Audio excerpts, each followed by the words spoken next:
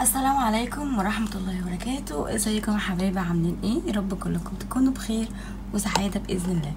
النهاردة هتكلم على مفضلاتي في شهر اكتوبر او في شهر 10.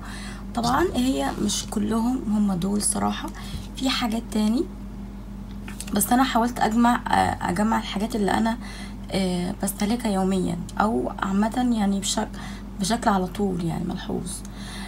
لو لقيتوا في صوت تغيير في صوتي، انا عندي دور برد شديد جدا، ف فصوتي ضايع خالص، عطس بقى ورشح واحتقان وكل حاجة ضايعة. الحمد لله على كل شيء. قبل ما اتكلم عنهم، اللي لسه مشتركش في القناة يدوس على زر الاشتراك اللي تحت او يعمل سبسكرايب ويفعل الجرس اللي جنبه عشان كل فيديو انزله يجيلكوا على طول. اول حاجة هبدأ بيها اللي هي الميليندا كريم من بلوبل. الميليندا كريم ده حلو قوي قوي قوي في الترطيب، وخصوصا للبشرة الدهنية او للبشرة المختلطة المائلة للدهنية، وكمان الناس اللي هي بشرتها فيها حبوب او فيها اكني. حلو جدا، بيرطب البشرة فعلا، ما بيسيبش اللي هو اثر تحس كده في تلزيق او في حاجة كده مش لطيفة، ما بتحسيش بيها. البشرة تمتصه حلو قوي، ما بيسيبش اي اثر دهني، بالعكس بيخلي البشرة رطبة فعلا، وفي نفس الوقت البشرة بتمتصه بسرعة. فتحس ان انت يعني حاطة حاجة خفيفة قوي على بشرتك، فما تحسيش ان انت حاطة حاجة تقيلة قوي يعني تخلي بشرتك ما تتنفسش. لا بالعكس، حلو قوي قوي قوي.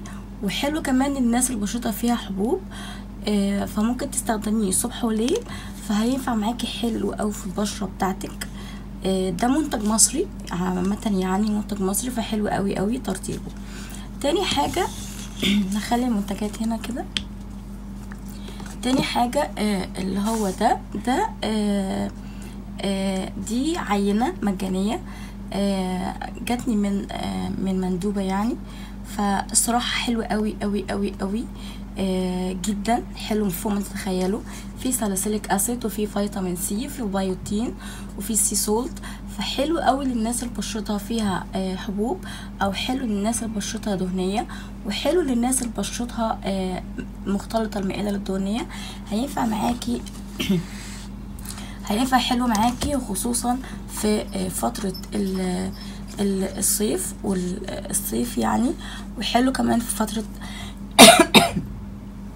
اعتذر حلو كمان في فترة الشتاء، لان هو فيه ساليسيليك اسيد. ف يعني انا مثلا دلوقتي بستخدم غسول، بعد ما اخلصه خالص هقول لكم ايه رأيي فيه وايه حصل لي منه، ايه اللي ما حصليش منه. فانا بستخدم ده معاه حاجة تاني، يعني انا بستخدم حاجة الصبح وحاجة بالليل عشان خاطر اوازن البشرة بتاعتي، عشان ما اخليش البشرة بتاعتي تجف او يحصل لها جفاف، وفي نفس الوقت ما يحصلهاش تقشير، لان انا بعمل حاليا تقشير في بشرتي، فعشان خاطر ما يحصلش فيها جفاف شديد يعني، فاهمين؟ تالت حاجة اللي هي البوم باتر، دي تركي. عايزه اقول لكم حلوة قوي قوي قوي، حلوة جدا. دي تاني واحدة. ف عايزه اقول لكم ان هي بصوا ترطيبها حلو، ما بتسيبش تحسيش كده في شعرك تلزيق، ما بتحسيش خالص انت بالحته دي.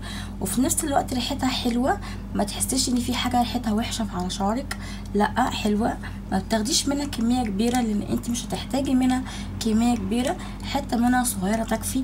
وطبعا على حسب طول وسمك الشعر او غزاره الشعر، يعني الكميه بتحطيها على حسب غزاره شعرك. فهو ده حلو جدا جدا جدا. بعدين دوف ده انا ما عملتش فيديو قبل كده عنه، بس اتكلمت عنه، قلت ان انا معايا سكراب دوف. عايزه اقول لكم السكراب ده جميل جدا جدا جدا فوق ما تتخيلوا. هو للجسم، انا بستخدمه لجسمي، طبعا بستخدمه مرتين بس في الاسبوع، ما بستخدمش اكتر من كده. ريحته قوية جدا، ريحته حلوة قوي، بتضطريش انت تاخدي منه كمية كبيرة، بالعكس تاخدي منه كمية حبة صغيرة، عشان هو فعلا فعلا بيدي بيدي نعومه قوي على بشرتك، بتحسي كده في حاجه ناعمه قوي. يعني انا بعد ما بغسل بالشاور جيل بحط بعده السكراب بصراحه بخليه بعد الشاور جيل، عشان انا حابه ريحه السكراب، يعني حلو قوي على بشرتك وبيخلي بشرتك ناعمه، بيخليها ناعمه جدا، فاهمين؟ يعني انا بحب النعومه بتاعته على الجسم، يعني بحبها قوي. طبعا في ناس كتير هتقولي دوف تبع المقاطعه، فانا ما جبتهوش قبل اللي بيحصل ده خالص، انا قصدي ما جبتهوش في وقت اللي بيحصل، انا جبته قبل اللي بيحصل اللي احنا فيه يعني، وان شاء الله كل حاجه هتعدي على خير باذن الله. بعدين الباتر دي للجسم، طبعا انا اتكلمت عنها وقلت لكم ان انا جبتها من امازون، هي كانت ب105 او 104 حاجه زي كده، تحفه تحفه تحفه تحفه تحفه. يعني انا بحطها على جسمي، وبعدين برش عليه اللي هو الايفا ده، بحطه على الحتت اللي فيها اللي هي الباتر. يعني انا بحط مثلا على الدراعات، على البطن، على الرجل، فبعد ما بحط الباتر بحط عليها البادي سبلاش، عشان خاطر الريحة تفضل ثابتة وفي نفس الوقت يدي معايا ترطيب.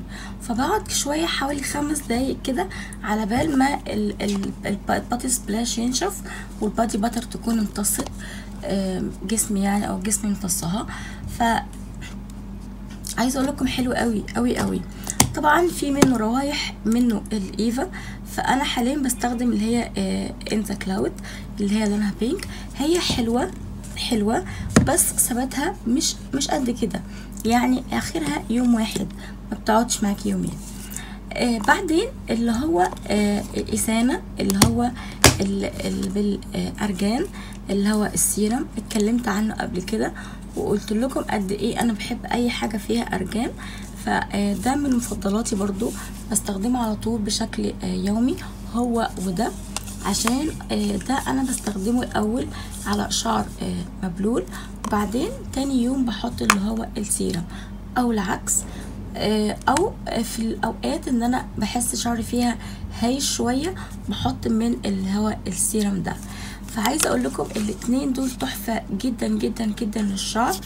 ممكن انتوا هتقولوا مثلا عايزين انهي فيهم، ده حاجه وده حاجه، ده سيرم بيعالج الشعر وبيمنعه من الجفاف وبيمنعه من الهيشان وكل حاجه، بس ده اللي هو بيطول الشعر بس مع الاستمرار.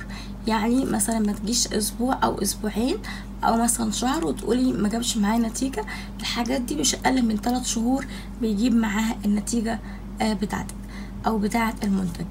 فعشان خاطر تاخدي اللي هو الحاجه الصح منها، استخدمي يعني مش اقل من 3 شهور المنتج عشان تاخدي منه اللي هو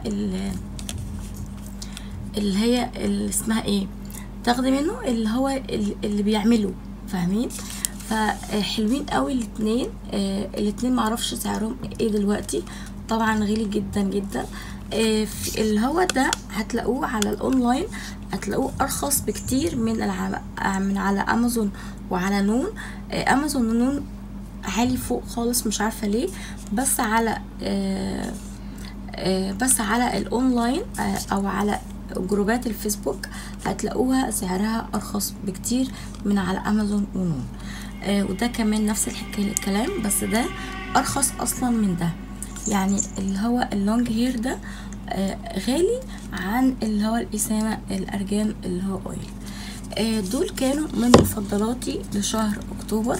انا اول مرة اعمل مفضلات، يعني اعمل فيديو عن المفضلات اللي انا استخدمتها او من بعض المنتجات اللي انا استخدمتها. هي دي منتجات عجبتني وبستخدمها، فاللي حابب اللي هو يخليني اكمل في السلسلة دي يعملي تحت في الكومنت، وانا ان شاء الله هعمل فيديو كمان تاني عن الحاجات البدايل اللي هي اللي احنا بنقطعها وايه اللي هي البديل بتاعها اللي احنا نستخدمه. ده كان فيديو النهارده عن مفضلاتي لشهر اكتوبر. زي ما قلت لكم اول الفيديو، دول مش كل مفضلاتي، ده جزء منهم، لان انا دلوقتي الدقيقه العشرة عدت، يعني 10 دقايق عدوا. فانا قلت عشان ما اطولش عليكم، فجبت لكم الحاجات اللي انا بستخدمها على طول بشكل يومي. ده كان فيديو النهارده، معلش لو طولت عليكم، واستودعكم الله. السلام عليكم ورحمه الله وبركاته.